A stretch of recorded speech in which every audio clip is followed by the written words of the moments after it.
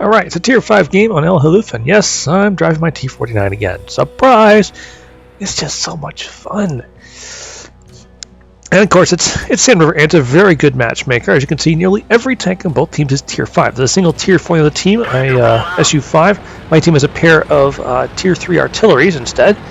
So I guess we're a little bit down in terms of sheer firepower, seeing as we've got 2 Tier 3s and 13 Tier 5s versus 14 Tier 5s and 1 Tier 4, but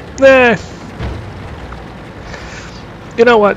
Not a big enough imbalance for me to fear that their field is a big deal here.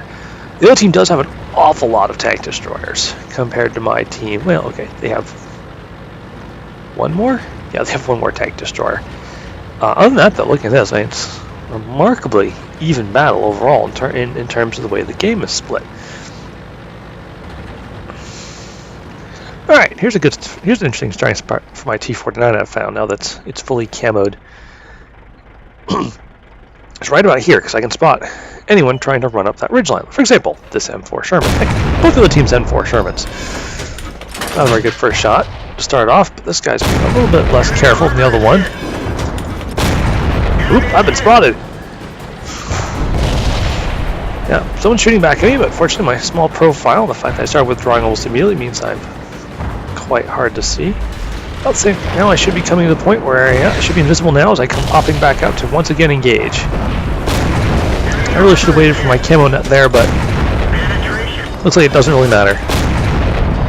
Oop, my first shot went undetected, but my second shot got me spotted. Probably by that Chi Nu, though I'm not absolutely certain. So once again, fall back, go into a defensive zigzag. I mostly just don't want to get shot by the SU5, that'd be a very quick end to my game. And then once again, resume my forward position and look for targets.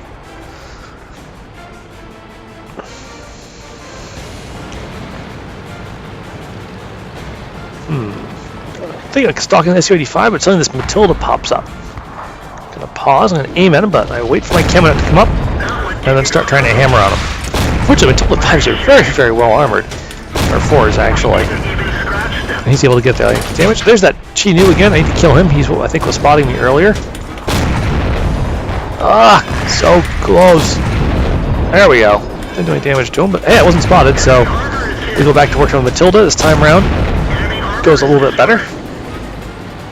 Once again, I withdraw a little bit, then realize, oh yeah, I've been spotted. So I decide to switch sides of the little sand canyon right here. To look down to that SU-85. Ah, lovely flank shots. Again, probably should have waited for the camo to come on, but I see it wasn't a big deal. SU-85's view range is kind of crappy in any case. Alright, so now I come racing back to my original position to engage this AT-2. AT-2s are such a pain to shoot at. I mean, I'm looking at him right here, and I'm literally thinking to myself, is it actually worth trying to shoot this guy? Decide I'll do a few experimental shots.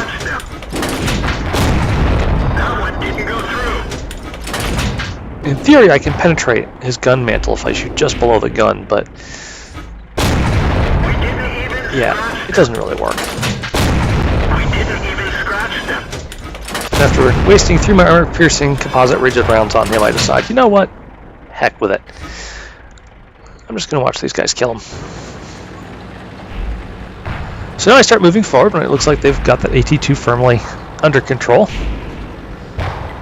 I suddenly realize that there's nothing left on the north side of the base. Yes, I've not been watching my mini-map carefully enough again. That's still something I have to work on. So I get to right about here, and realize that no one else seems to be going back except for an AT-2, who of course has the speed of a sloth, and turn around to go back and help him defend the base.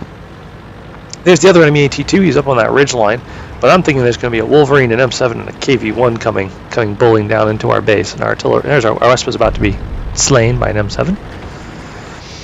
But even though I'm rushing back to defend base, I decide to do it using a less risky approach. I'm going to stay on this side of the dunes for cover from potential enemies hanging out up on the ridge line on F5 and 6. I yell at our M7 for him to get out of there. But either he's not watching chat or not watching his mini-map because he's too busy aiming to know the fact that there are enemy tanks sneaking up behind him. Alright, now with the AT-2 tank at the front, I'm going to try and snipe from the back, and this M7 is a great thing to get started on. M7 kills our priest. Ah, so close. Ah, so close! Yeah, M7 gets away. But it's alright, we hurt him enough now that the AT2 should be able to kill him absolutely no trouble. Thing is, last we saw the M7 was not alone. He had at least a KV-1 and a Wolverine with him. So I decide to advance. Because AT2 could probably handle it. The faster the enemy tanks go down, the better. Now, something I wasn't doing at this point was watching what the rest of my team was doing, but if you might look, there's a lot fewer of them than there used to be. Yep, the rest of those guys went charging forward right smack dab into a ambush set up by an AT2, 2 Wolverines, and the SU-5, and just got chewed on. Oh, there's the KV-1. He's already pretty much dead. I decided to move forward and clear him out as fast as we can. There we go. Alright, an M7 was gone, and after zigzagging around, because I was still thinking there's artillery in play, but actually the SU-5 has now left the battle, I decided that I'm going to flank north, try and do something about all the enemy tanks that are clearly hanging out on the north side of their cap circle. A Panzer IV over there has become the last survivor of the original attack team. He's actually taken up a good hiding position just south of their cap in that cluster of rocks and trees there south of their base. I'm doing is I'm going to try and hunt down that M7 and kill him. And then I'm going to be going after the Wolverines and just try and leave the AT2 for last. At least that's the current plan.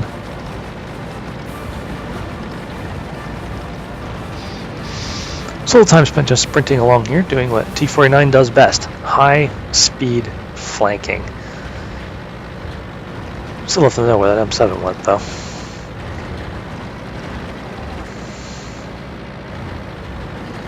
Dum-de-dum-dum-dum. Just gonna get to a position where I can shoot everybody holding the bench for the right. Oh, there's the M7. The AT2 has found him. I overshot him by quite a wide margin. But that's alright. An M7 should not be too much of a match for an AT2 in a straight fight.